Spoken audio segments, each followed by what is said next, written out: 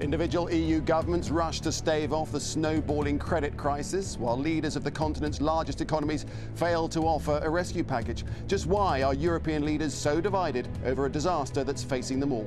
And what are they going to do about it? This is Inside Story.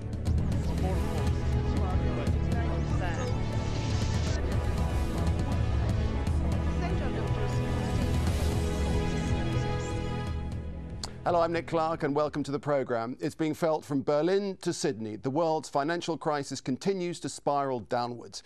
In Europe this week, stock exchanges opened to mixed reactions to the US rescue package. It had been hoped the $700 billion agreement would boost shares around the world, but as it turned out, any effect was negligible.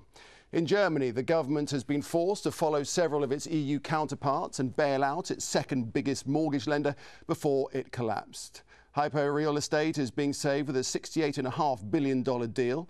In 1 week, Hypo's share price had fallen by over 44%, leaving it floundering. The German government, central bank and private banking have come together to rescue the company. Chancellor Angela Merkel has also announced that Germany will give unlimited guarantees for all the country's private savings accounts. Well, the German move comes after a mini summit of EU members failed to come to an agreement over how to rescue Europe's economies. Over the weekend, leaders from France, Germany, Britain, Italy and Luxembourg met in Paris in an attempt to thrash out a deal. They were unable to come to a joint agreement and are to meet again on how to bail out their economies. The French President, Nicolas Sarkozy, said each government would be left to act individually, but that should be in a coordinated manner with the rest of Europe. But along with the European Commission and Central Bank, they have managed to agree some measures. These include easing accounting rules and looking into tougher financial regulations. At the same time as the leaders were meeting, French finance giant BNP Paribas was brokering a deal to take control of the failing group Fortis in both Belgium and Luxembourg. This has left investors asking, are these private deals the way forward? Well, joining us today are our guests. In Rome, Stefano Micossi, author and Director General of the Association of Italian Limited Liability Companies. In London, David Buick, a partner with the brokerage firm BGC Partners. And in New York, Michael Hudson, author and president of the Institute for the Study of Long-Term Economic Trends. Welcome, gentlemen. I'd like to start with the former head of the Federal Reserve, Alan Greenspan, who said early on when this crisis all began, we need to win back the trust of investors. Otherwise, 1929, the Great Depression, of course, will just look like a picnic that went bad. That is to say, it could get a whole lot worse. David Buick in London, is that how things look for Europe? Are things potentially that bad? Well, potentially, because there is absolutely no trust at all amongst the banks. Confidence is shot to ribbons and sentiment is very, very negative. I find Dr. Greenspan's comments somewhat rich, I must say, since I consider him, with many others, to have been the architect of this situation that we've got at the moment, having seen at the end of the century on a falling structure of interest rates, him allowing banks to lend money indiscriminately and thus making everybody else around the world so incredibly competitive that we're in this sort of mess that we are at the moment. But the thing is now, I think, is to try and find a way out of this mess. And the way out of this mess is the joint help, which currently the central banks are being incredibly constructive over. And also I was pleased to see that the Fed today is looking to extend the amount of money that it's going to put into the market, maybe as much as $900 billion, to go right to the end of the year, which is extremely helpful and very, very needed. All right, but at the same time, before we get into the nitty-gritty of that, if you don't mind, I just want to thread across to Stefano Micossi in Rome. What are your thoughts about this? What's happening in Europe? Is it a correction for Europe, or is it a crisis on the verge of collapse? Well, I wouldn't say we are on the verge of collapse, but I think we can say we are moving now to a serious banking crisis. As the previous speaker said, there seems to be a complete collapse of trust between the banks. And I think part of the problem is the insufficient response that was given over the weekend by the leaders gathered by President Sarkozy in Paris. That's interesting, isn't it? Michael Hudson over in America, the big four, yes, they get together in Paris, France, UK, Germany and Italy to have a stab at fixing things. But did it surprise you that they didn't even come up with a plan along the lines of the American bailout plan? No, there's no way that such a plan could have worked, and there's no way it'll work here. Many of these people claim to be followers of Adam Smith, but Adam Smith said that no government has ever repaid his debts. And today you could say that no private sector has repaid its debts either. The amount of credit has grown way, way beyond the ability to pay, and there's no way that the debts can be bailed out. And if you can't pay the debts, that means that the savings that are the counterparts of these debts have to go under, because the savings are backed by collateral that's worth much less than the savings. We have negative equity in the banking system, negative equity in Wall Street, negative equity in real estate, and negative equity in many corporations that have borrowed by high interest bonds. So the only way to solve this basically is to write down the debts, but instead they're giving more and more money to the savers, and they're working at the wrong end of the spectrum.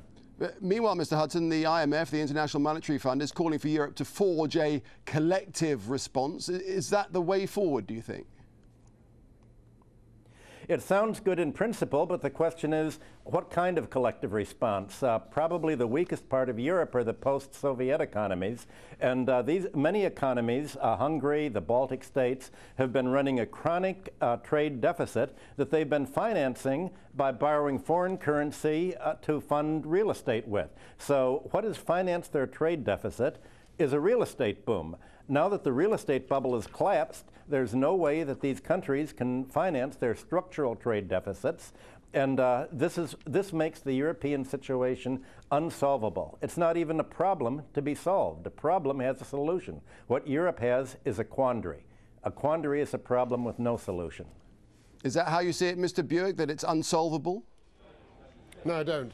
I mean, I understand where Mr. Hudson's coming from, but the fact remains is dealing with the United States is one thing, but dealing with 5 or 6 major countries who've all got their own personal agenda, together with a lot of other smaller countries, is impossible. And I don't really actually believe that all this nonsense in Paris over the weekend, that you could have ever have expected anything of possibly the agreement over what to do about guaranteeing deposits for the time being, for an agreed period of time, could conceivably have been delivered, but anything else was insanity. It just couldn't happen and wouldn't happen. Each country has its own problems with its own banking system. I agree over the question of property at the moment, and Germany has got this problem obviously with hypo real estate. In the case of the United Kingdom, much of our problem as regards property, I think, has been cleared up off the street, for want of a better expression. And if banks can't stand alone in the United Kingdom, then I think there should be mergers of trying to put them together. But to talk of semi-nationalisation of a bank just doesn't make any sense to me at all. I think our system is quite different from that in the United States.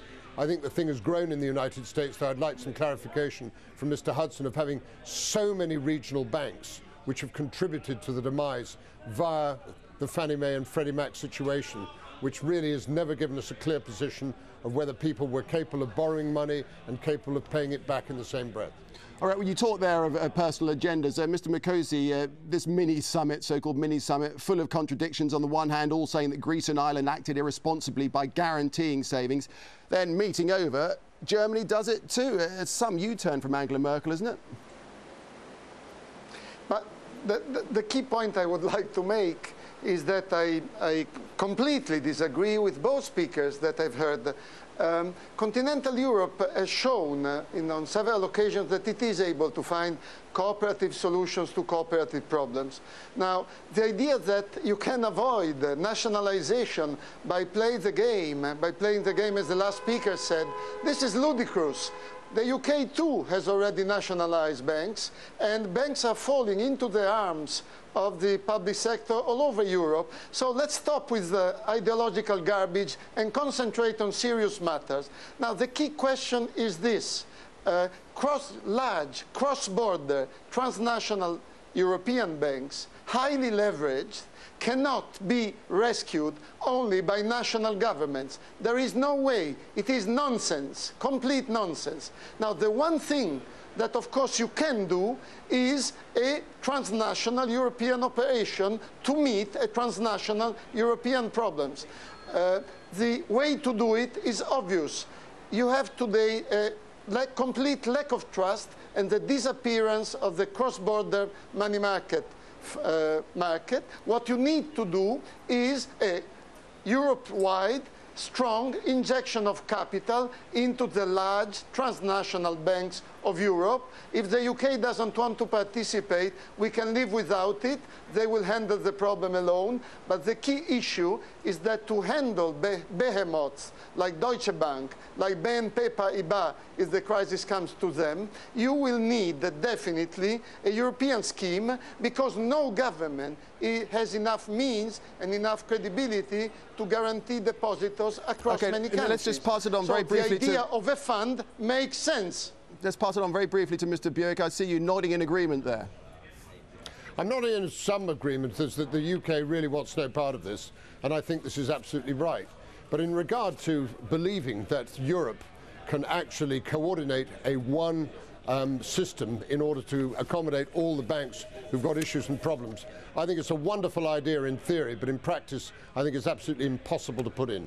All right, well, let's leave it there just for the moment. It's time for a short break now, and when we come back, we'll talk about rising calls for a new financial order. We'll ask, could it prevent a further mess? Stay with Inside Story.